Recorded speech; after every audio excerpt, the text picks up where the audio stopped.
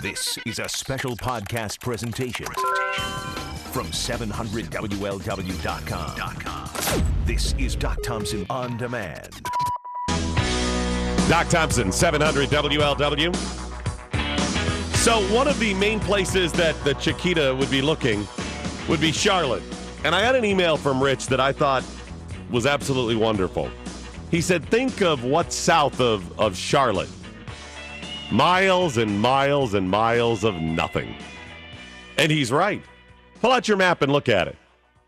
Charlotte, what's south of there? Nothing. East of there? Nothing. West of there? Nothing. North of there? Nothing. They don't have a lot of stuff around there. They're not a port.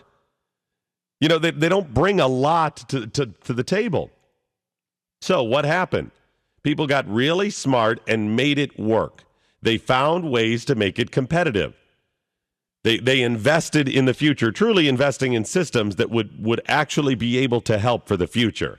That's the key when you're talking about Chiquita and other businesses. We've got to find ways to make it interesting again. And look at how we got here. Why are we here? Because of the river. That's what it comes down to. It comes down to transportation and shipping back in the day. Otherwise, it would have just been water flowing. Joining me from Cincinnati Magazine right now is Linda Vaccarello. How are you? Okay, good morning, Doc. Would you say it's pretty accurate? That's one of the main reasons we're here, because of the water and it shipping and bringing things along. That's absolutely for sure. We wouldn't be here if settlers hadn't come down the river, Sure. and we wouldn't have come to be the city we are if we hadn't gotten established as a place where you can ship and do business on the water. And you're talking about the river this month in Cincinnati Magazine with some of the coolest places and how it went from backwater to really our front door. Yeah, because so much is going on in the river right now. We're really beginning to appreciate all that it has meant to us all these years. Well, and now, you know, if you grow up on the river, it's just a part of you. Right. I mean, it's beyond all of that. You're not looking at it like, you know, business and economics and all of this stuff, or I got here. It's what you know. It's who you are. Exactly. It's really part of our DNA here. Absolutely. So what are the coolest places? What are you focusing on this month? Well, some of the things we're focusing on are the things that are just developing down on the riverfront and the banks, and the new riverfront park, the Snail Park, which will be really coming online, a bit of it before the end of the year, and then as spring goes into summer next year, we're going to be able to really see this thing take place. Obviously, the apartments, the current at the banks is available. The Moorline Lager House will probably be open, if not by the end of the year, really early next year. And by next summer, we'll all be sitting on the lawn at the Snail Riverfront Park listening to concerts. Oh, that's nice. I just love Lager House, too. What a great name. Isn't it? So, yeah. It just seems frosty and frothy, and just pour me a tall one. And it's going to be so cool. There's going to be a huge outdoor space where you can enjoy things. There's going to be an elevated balcony. It will be the place where everybody is going to want to be for fireworks next year. And, you know, there's going to be a bike center, so people who want to bike into town, to bike commute, can actually lock up their bikes, and it's going to make that sort of thing very feasible. See, one of the things about developing, I mean, aside from the economic impact, is a quality of life that we all certainly will love and take advantage of. But if you are trying to keep companies you want other companies to come here, a quality of life aspect for their people is very important, because if you're competing with the South, they've already got you beat with weather. That's right. I mean, they already got you, so you got to make it pretty sweet. So as they're saying, hey, what do y'all think about moving to, I don't know, if we moved the company to Cincinnati? You don't want them going, what the heck are you talking about? You want them to say, wow, look at all they have. I think so, and I think that our river and our riverfront, what we've done with it so far and what will be coming online in the next year and a half, is really one of those things that gives the area incredible texture. Well, it's certainly a long time coming. They've had plenty of time to plan it right. They better end up being beautiful. Hey, anything worth having is worth waiting for. Exactly, really. So what else? You've also got the 5 river cities where the past is still alive. Right. We've kind of focused on some of the small river towns. One of the interesting places there is Madison, Indiana, which, close to 200 years ago was what Cincinnati was, too. But Madison didn't develop, and so you can visit Madison. It's very charming, and you can kind of see the architecture and the kind of small-town aspect of it that was in Cincinnati 200 years ago. Plus, they have this really cool steamboat event in October, a real steamboat festival that people might want to know about. Augusta, in the other direction, is really another sweet little town that has all sorts of historic aspects to it that people will enjoy, and they have their big band event this Saturday night. So if people are looking for something to do this weekend, Augusta might be the place where you'd want to head. Can you imagine 100 years ago or whatever, and you travel down the river to some strange and exotic town that you've heard of? Maybe you've heard the name or it's been written about or you read a book about. Towns that you and I are used to traveling to. We're pretty well traveled now. The world has gotten smaller, but back in the day, just traveling, down the river. If you were in the Cincinnati area and Louisville, what is that town? And you travel down the river and you go there, and it's different and exciting. Well, yes, and it wasn't a small trip. It wasn't something you undertook lightly, so each city had its own distinctive qualities, too, which we live in a culture that everybody has access to the same chain restaurants and the same improvements. And so to think back to a time when cities developed separately and had their own ideas about what made a good quality of life is really kind of interesting. No, you're right. I mean, we are sanitized. I mean, America, it's all one umbrella now. I mean, even if you're known for, a certain type of cuisine or something, you get it anywhere. I mean, in your local supermarket, but even the world. And Lynn, I'll to give you an example. My father, it was just after World War II sometime, and he grew up in the middle of nowhere, West Virginia. He had an older sister who traveled to New York City for some reason. And she came back and she told him of this strange food that she had. It was called pizza. And she tried to explain it to him, and he said, "That sounds awful." He said, "Bread with tomato sauce? What are you talking about?"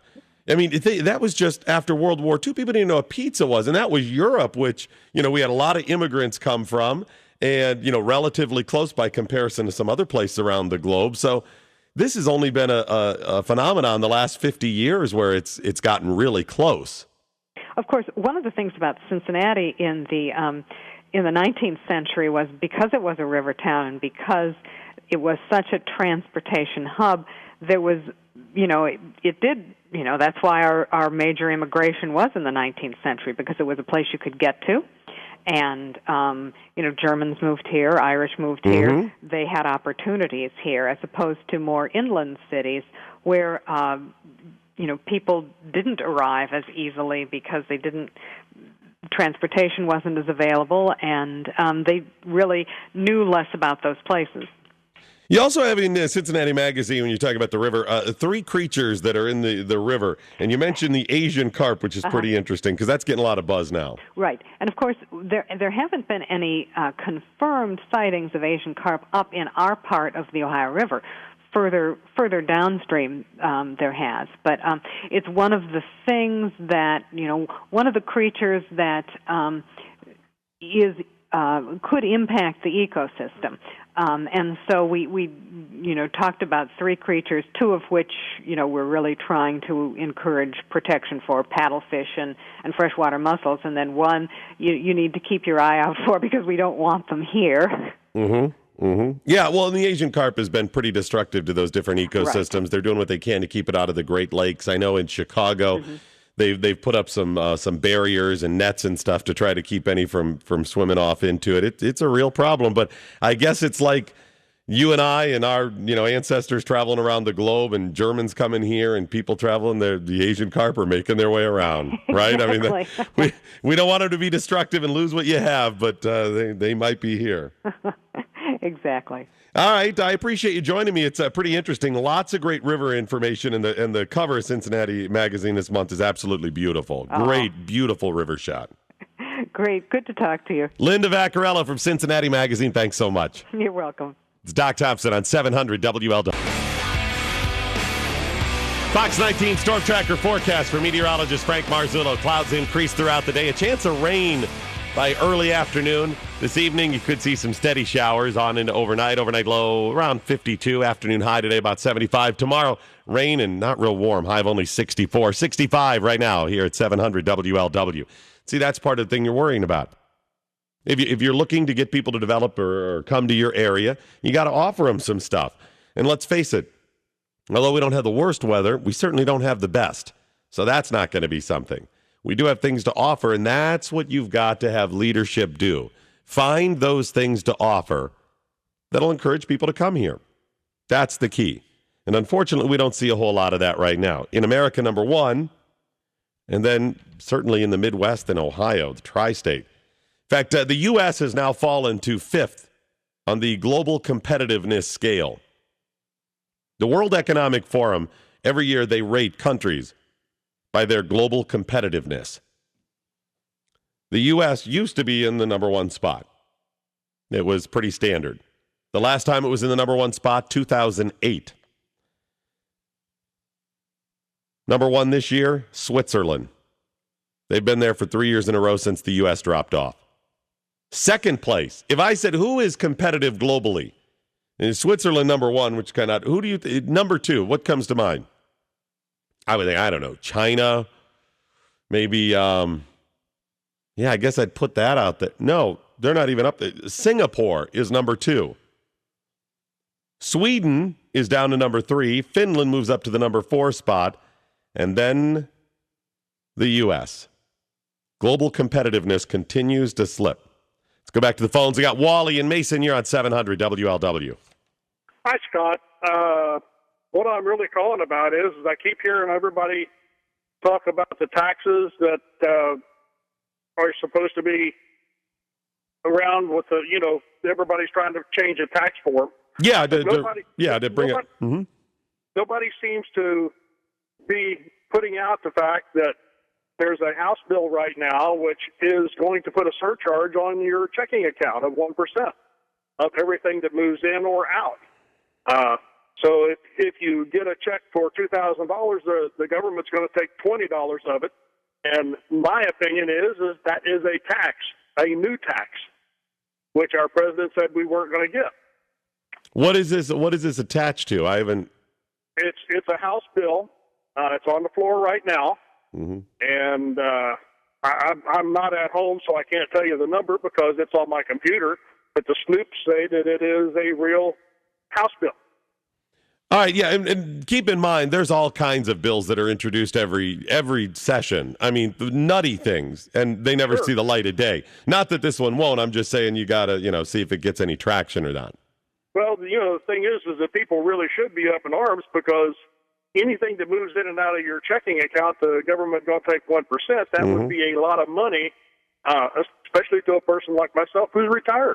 Well, and Wally, here's the thing. I don't think there's any secret to you or anybody else that what they simply do is when they need money, they increase taxes. But because it comes from so many different sources, there's so many ways they can raise revenues by taxing us that you and I often don't stand up when they're going to raise it on somebody else. We say, oh, it's those rich people, to hell with them. Or we say it's those smokers, I don't smoke, to hell with them. Or beer drinkers or gasoline tax because I don't drive or whatever it is. Instead of saying, they're taking massive amounts of money, and even if it doesn't affect you today, it is affecting you quite often tomorrow. If they tax businesses in a local area or in a state, often those businesses will say, hey, they got a business-friendly climate where we can make more profit some other place. See you later. If they tax businesses too much, you and I often buy those products or services. What happens? It goes up. It does affect us. So if you want real leadership, and you really want answers, you really want some things that are good, some plans that are going to take care of it, then you need tax reform to be a part of this. To be the job creation, the economy, the deficit, the debt, The entire thing. They are all too interwoven to simply say we're going to go ahead and spend $450 billion and create jobs or any other harebrained scheme. We're beyond harebrained schemes. They have tried harebrained schemes for 20, 30, 40 years. And what they do is they continue to say, well, we'll go ahead and put money here. We'll prop this up. Or we'll go ahead and start some government project here or whatever it is. Instead of saying we have a real problem that we no longer manufacture in America the way we used to because it is cheaper to manufacture other places. That's the first part. Second of all, we can no longer continue to prop up companies that should fail, and we can no longer prop up people who refuse to work. Across the board, there it is. So you need people to step up and say, we are going to reform it. We're going to get our taxes from one place and one place only. Whatever it is, income, flat, fair, it doesn't matter. Get it from one place. Then it's pretty easy for you and I to understand what's going on. They want to raise taxes. It's going to be raised on all of us. It's going to be raised by the same percent. And then you and I will ask the important question, do we really need that? What are we lacking if we do not raise taxes? That's got to be a part of this. To simply fly around the country and say you're going to spend a bunch of money by cutting payroll taxes, which will just bring about the insolvency of Social Security sooner, that's not a plan. That's, at best, even if it had some success, would be short-term, at best.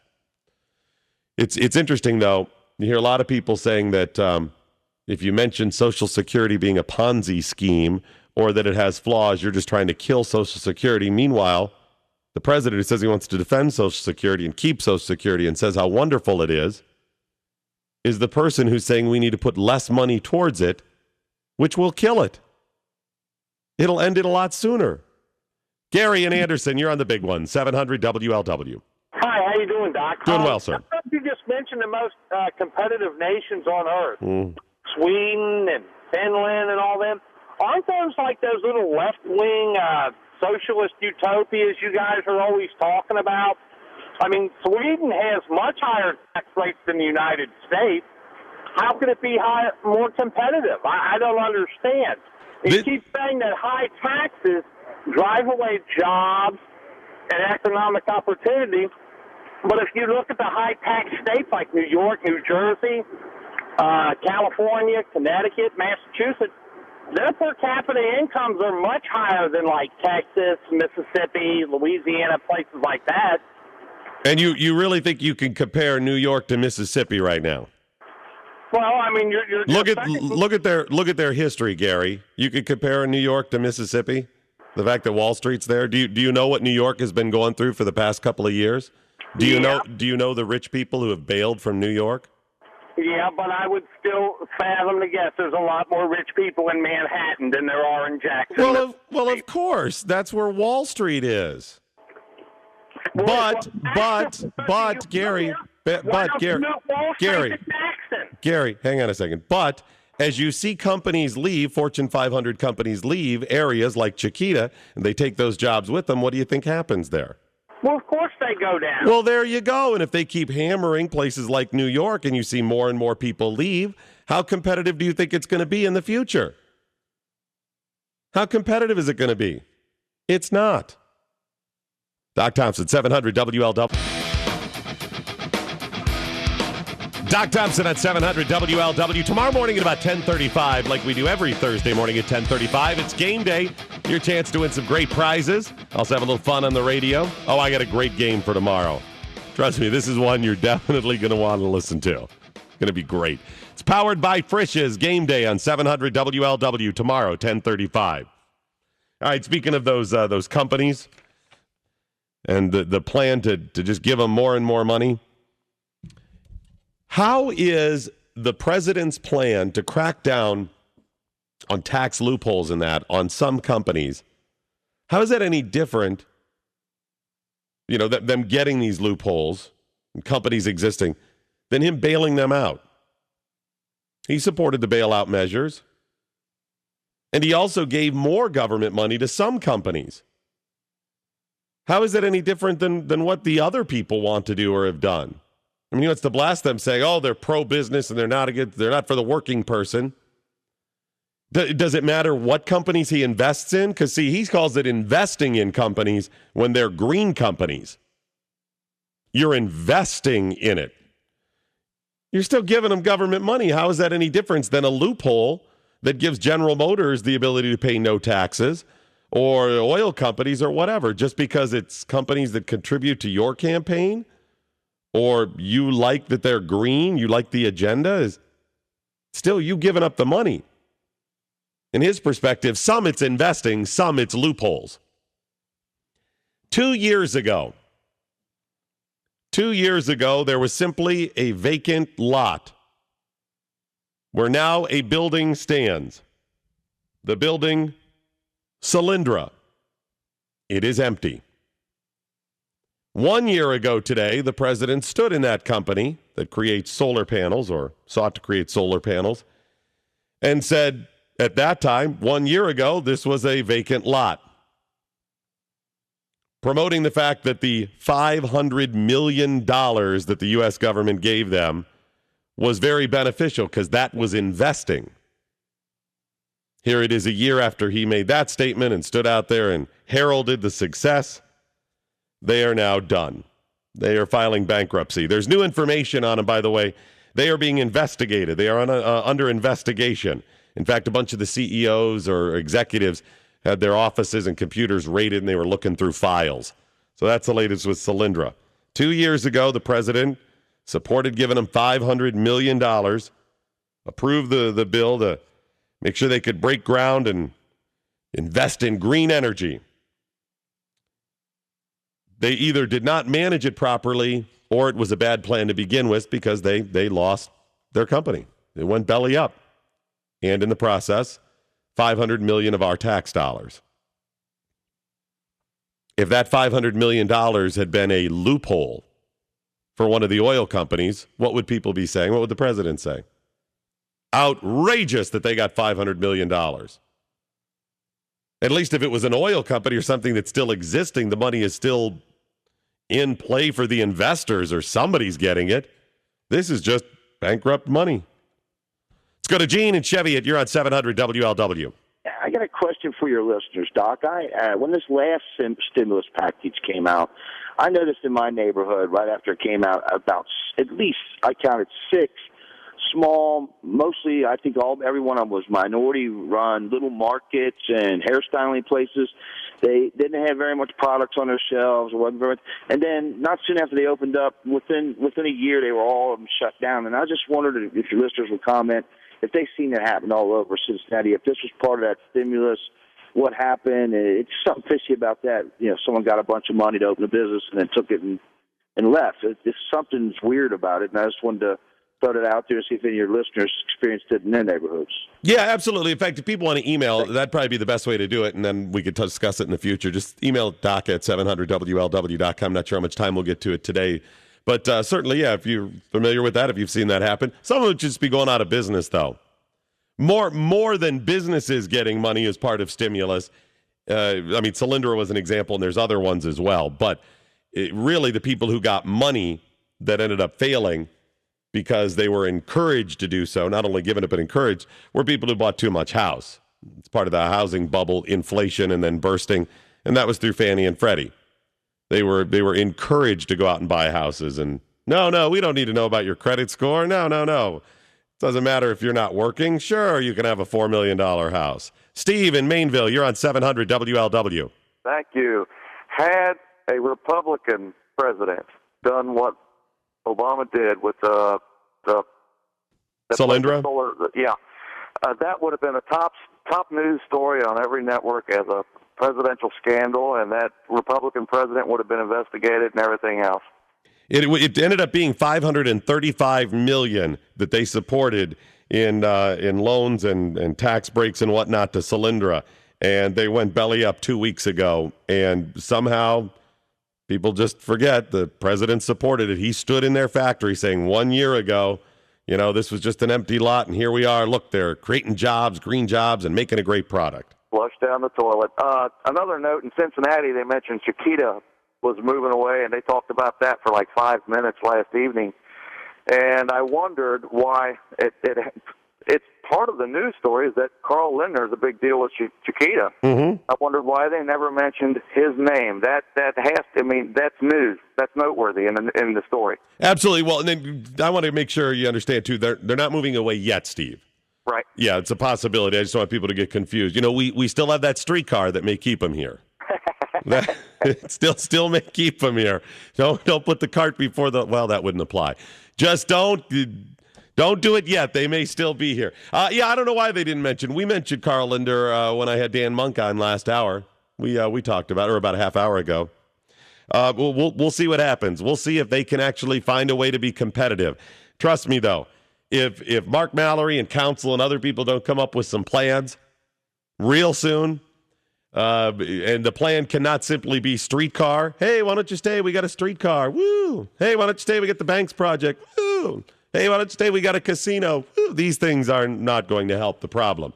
If they don't come up with a plan, Chiquita's going to leave, and you're going to see more companies leave, and you're going to continue to see the hemorrhaging. Some of it is above them, though. It's also state level, and it's also regional. You need plans across the board there, and I'm just not sure you're really seeing it. The frustrating for me that guy, John Kasich, who's supposed to be so pro-business. In fact, I just saw a commercial they're running now about the businesses he saved and whatever. Yes, it hasn't even been a year that he's been in office, but I'm not seeing a whole lot of effort there. Maybe they're working on some grand things behind the scenes to really turn things around for Ohio and say, here's how we're going to be business friendly. But we can't pussyfoot around anymore. We don't need any half-hearted attempts or crackpot ideas. We need some real ideas that say, listen, if you're here, you're going to want to stay here because you're going to be able to be more profitable. If you're not here, you're going to want to come here because you're going to be more profitable for your investors, for your employees, for people who buy your products. You're going to be able to whatever. They need plans like that. I'm not sure they've got enough. I'm not sure they've got enough ideas, enough brain power, or even guts or ability to get it done. Now, speaking of green, there has now been another fallout from the green agenda. Another fallout. The fallout, the Easy Bake Oven. Details next, 700 WL. Doc Thompson on 700 WLW. Today, Dan Carroll fills in for Willie. He's got news on the economy, local sports, and the latest with Caitlin Markham. It all starts at 12:06 today on 700 WLW. Back to the phones. Catherine and Mason, how you doing? Hello there, Catherine. Hello, I'm doing just fine, thanks. Glad to have you on. What's on your mind? Well, what's on my mind is I would welcome your comments or your perspective on city fathers chasing pie-in-the-sky projects, spending hundreds of thousands of dollars and focusing on those instead of focusing on real solutions to real problems. I think we have enough years of experience behind us to know what works and what doesn't, don't we? And can't we focus on that? Isn't that what we elect them to do instead of these mirage kinds of projects like that crazy trolley thing? Well, and some of the frustrating parts, Catherine, is that sometimes dreaming big and doing things different and spectacular really ends up, paying off down the road. The problem is where you decide. How do you decide which is the spectacular thing that will pay off and not? Well, that comes down to you and I. And I would say, first of all, before you try something like that, you've got to make sure you're firing on other cylinders, Yeah, that would be good. Yeah. Rather than say we're going to do this trolley car thing. Meanwhile, Chiquita's like, hey, guys, yeah, about that. We may have to leave. Is there somebody in the background who is likely to profit from this? The reason it continues to get support from Mallory and others when actually it's clear or it seems clear that it's not a reasonable project is. Well, here's the thing. There are council people who have supported it, and they have had properties that would be along the rail. That was one of the suggestions. But even if there's not individuals who are profiting from it because, so they're supporting, which of course they will be, whether it's the company or whatever. It profits those people who push it, like Mark Mallory or council or anybody else who supports it, because they get to point to it during re-election time and say, look what I built. Look what I did. See, you and I, we expect to have the sewers working every day. So if they say, wow, we fixed the sewers, you and I go, big damn deal. They're supposed to work. So right, you know what I mean? Right. So, yes. so they get to go, nobody gets reelected by saying, I maintain the status quo. Everything is wonderful. It's the marketing angle to say, look at what I built and look at what I did. So they got to come out with those things, or at least that's their perspective. All right, more fallout from the green agenda. The Easy Bake Oven. The Easy Bake Oven, as you have come to know and love for many, many years, is going away. Why would the Easy Bake Oven have to go away because of the green agenda? What powers the Easy Bake Oven? Yes, the light bulb. And because those light bulbs that give off heat are not good for the environment, and because of big mandates under Bush that we must get rid of them in favor of those ones that are toxic if you break them, they have redesigned it. Easy Bake Oven will no longer have a light bulb. It will have a heating element like a traditional oven. Yeah, that doesn't seem all that safe. I mean, the light bulb was kind of borderline, but the reason they put the light bulb in there was it was inexpensive, and second of all, it wasn't as dangerous. Sure, you get burnt, but you probably weren't going to set the place on fire, something like that, right? Well, now they have to have a heating element. But the worst part about it, the price went from $29.99, $30, to $49.99. It went up by $20 because they had to redesign it with this heating element. More fallout from the green agenda. So no longer will you be able to get half-baked brownies. No longer will your kids be able to fill their bellies with half-baked brownies and cookies. They'll have to eat full-baked brownies and cookies while maybe starting the house on fire for an extra $20. Doc Thompson, home of the Reds, 700 WLW. Minutes, let's go! All righty, that is it, ladies and gentlemen, the end of the Doc Thompson Show. But before we go, as always, let's find out what we learned today. Brought to you by MetaFast. Lose up to 20 pounds in the first month. We learned from callers and emailers and posters today that Coleraine may be a godless heathen school, but at least they have girls. We learned that the 2012 Red schedule is out, and it's at my blog at 700WLW.com. We learned that it will now cost parents $20 more for their kids to enjoy half-baked brownies and cookies on Christmas morning. We learned the problem with taking part in fun activities in Detroit. You're in Detroit. We learned if the mayor's plan to keep Chiquita Banana in Cincinnati is simply to build a streetcar, then the executives at Chiquita will soon be wearing Tar Heel jerseys. And finally, we learned that parents send their kids to private schools to keep them away from the public school riffraff, like me. Have yourself a great day. Good night, Steve Cannon, wherever you are. On Young. Now, go home.